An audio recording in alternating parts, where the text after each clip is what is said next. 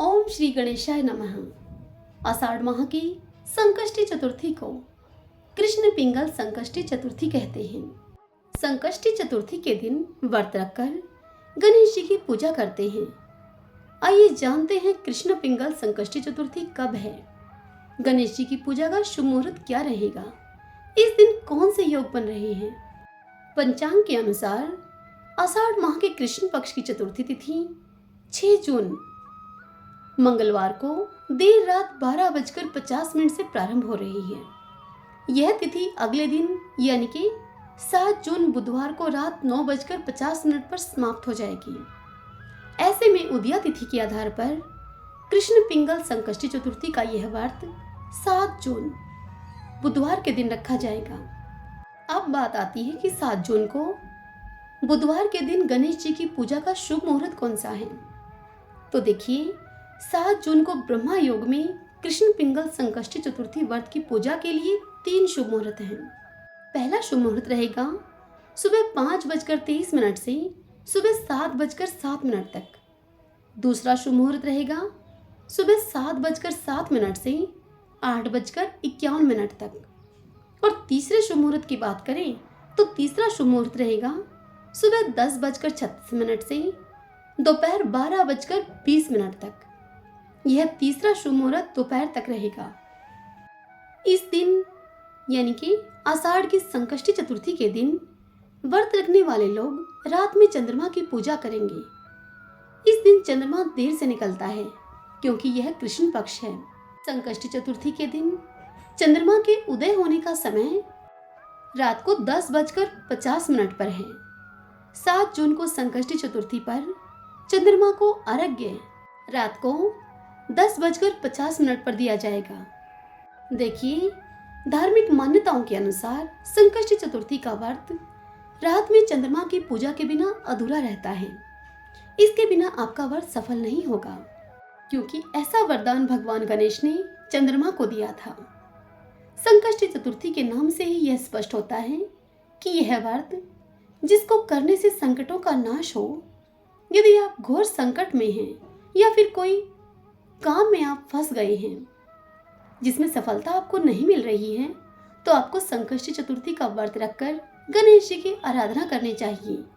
गणेश जी मंगल मूर्ति हैं, उनके आशीर्वाद से सब संकट मिट जाते हैं और कार्य में सफलता मिलती है। मनुष्य की समस्त मनोकामनाएं इस व्रत को करने से पूर्ण होती हैं। देखिए, कृष्ण पिंगला संकष्टी चतुर्थी, जिसको कि सकट चौथ के नाम से भी जाना जाता है, यह दिन भगवान गणेश का होता है। ऐसा कहा जाता है कि इस दिन भगवान गणेश पृथ्वी पर ही विराजमान होते हैं।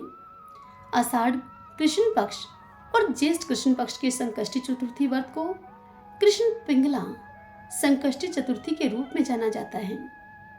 इसे करने से भगवान गणेश जी सारी मनोकामनाओं को पूर्ण करते हैं। धार्मिक ग्रंथों में ऐसा कहते हैं कि कृष्ण पिंगला संकष्टी चतुर्थी वाले दिन ही भगवान शंकर ने यह घोषणा की थी कि गणेश भगवान को सभी प्रसंगों में सबसे प्रथम पूज्य और सबसे महत्वपूर्ण माना जाएगा। किसी भी पूजा को करने से पहले भगवान गणेश का नाम जरूर लिया जाएगा। ऐसा माना जाता है कि कृष्ण पिंगला संकष्टी चतुर्थी का व्रत करने से सभी भक्तों के जीवन से दुख और कष्ट कोसों दूर चले जाते हैं। आइए अब जानते हैं कृष्ण पिंगल चतुर्थी की पूजा विधि क्या है।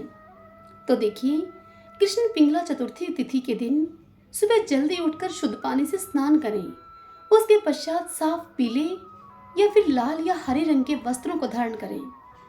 घर की पूरी तरह से सफाई कर लें। फिर घर में गंगाजल का छिड़काव करें। पूजा के स्थान पर चौकी रखें और उसके ऊपर लाल रंग का कपड़ा बिछाएं और उसके ऊपर भगवान गणेश की प्रतिमा को स्थापित करें। अब उनके समक्ष घी का एक दीपक जलाएं। तदंतर उनके ऊपर सिंदूर चढ़ाएं। तदंतर पूजन की सारी सामग्री उन्हें अर्पित करें। भोग के लिए फल, मोदक या मोतीचूर के लड्डू भी चढ़ा सकते हैं। उसके बाद भगवान गणेश जी की आरती करें। पूजा करते समय भगवान गणेश जी के मंत्रों का उच्चारण भी करते रहें। ऐसी मान्यता है कि इस दिन जो भी भक्त पूरे विधि विधान से इस व्रत का पालन करता है, भगवान गणेश उसके जीवन से सभी कष्टों को हर लेते हैं। भगवान गणेश सभी बाधाओं को दूर करके उन्हें सौभाग्य, स्वास्थ्य, धन, शांति, समृद्धि और खुशी का वरदान देते हैं।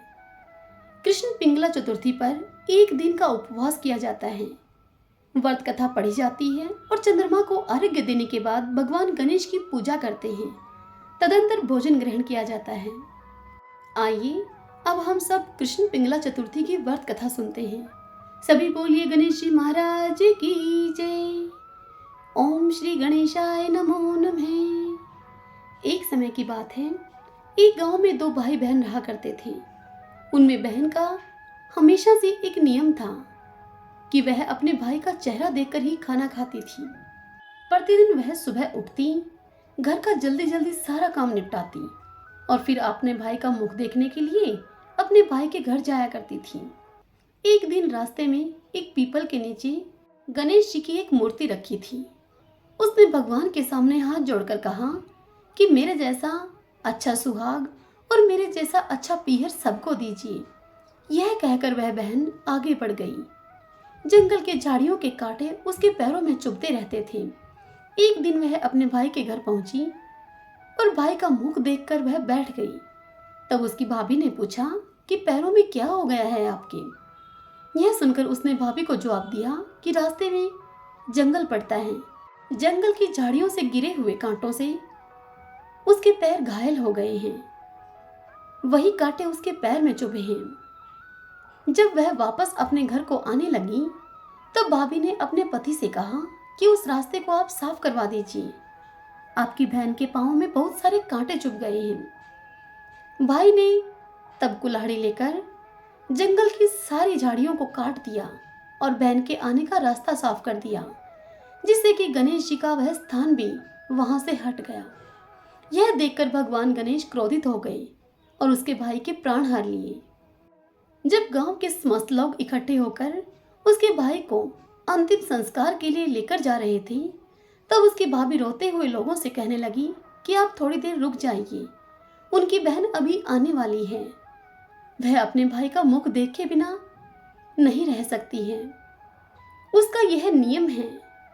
तब लोगों ने कहा कि आज तो देख लेगी पर कल कहां से मुख देखेगी अपने भाई का।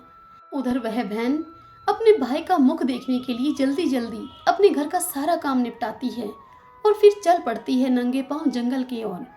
जंगल में पहुंचकर वह क्या देखती है कि जंगल में सभी झाड़ियां कटी पड़ी हैं।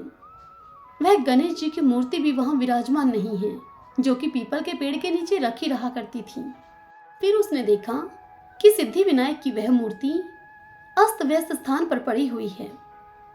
तब उसने वापस लाकर वह मूर्ति पीपल के नीचे रख दी और भाई के घर जाने से पहले गणेश जी को एक अच्छे स्थान पर रखकर उन्हें फिर से एक स्थान दिया और हाथ जोड़कर बोली कि भगवान मेरे जैसा अच्छा सुहाग और अच्छा पीहर आप सबको देना।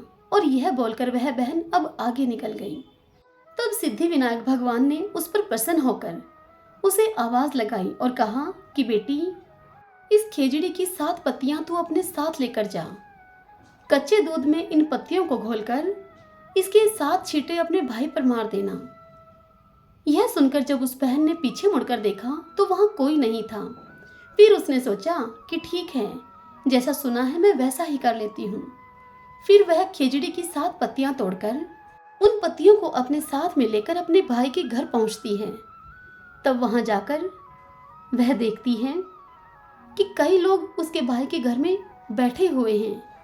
वहां बैठी भाभी उसकी रो रही है और भाई की लाश रखी हुई है। तब उसने धीरज धारण करते हुए उन खेजड़ी की 7 पत्तियों को लेकर उन्हें पीसकर बताए हुए नियम के अनुसार दूध में भिगोकर उसके 7 छींटे अपने भाई के ऊपर मारे, जिससे कि खिचड़ी की पत्तियों के इस्तेमाल से उसका भाई पुनः जीवित हो उठा। सभी बोलिए गणेश जी महाराज की जय। हे गणेश जी महाराज, जैसे आपने उस बहन को अमर सुहाग और अमर पीहर दिया, वैसा ही इस कथा को सुनते कहते हुंकारा भरते सबको देना, सब पर अपनी कृपा करना, सभी की कामनाएं पूर्ण करना।